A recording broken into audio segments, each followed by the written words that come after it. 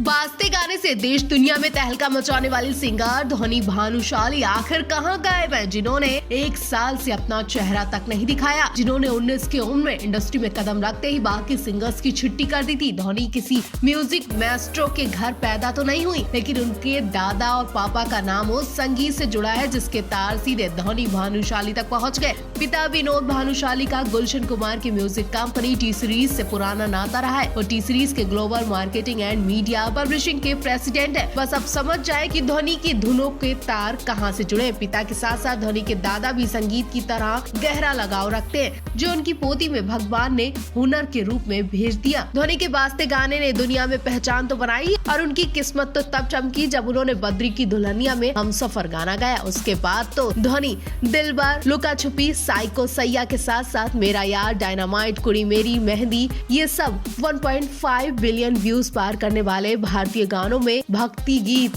Hanuman Chalisa list में सबसे ऊपर है। वहीं रीजनल गानों में पंजाबी गीत लहंगा और हरियाणी गीत 52 गज का दामन भी शामिल है। धोनी इस लिस्ट में शामिल होने वाली सबसे कम उम्र की कलाकार है, लेकिन अब कहा जा रहा है कि धोनी 1 साल से गायब है। उन्होंने 1 साल से कोई गाना नहीं गाया। आखिर धोनी कहाँ है?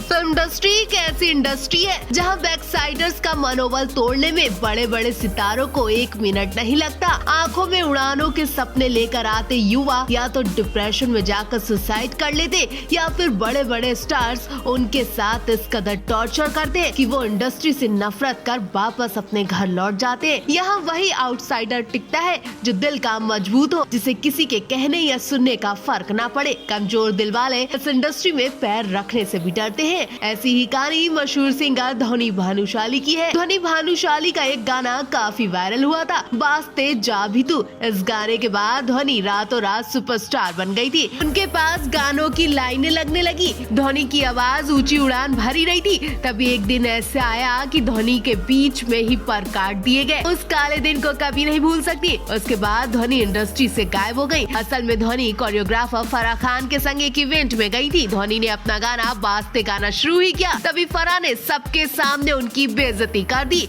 उनके गाने को बकवास कह दिया। उनके कंधे पर हाथ रखकर उन्हें रोक दिया जैसे वो उनके गाने से बोर हो रही हो। धोनी के कंधे पर जैसे ही फराह ने हाथ रखा, धोनी चुप गई और उसके बाद धोनी किसी गाने में नजर नहीं आई। कई साल बाद धोनी इस डिप्रेशन से निकल पाई, नए प्रोजेक्ट की तैयारी कर रही है।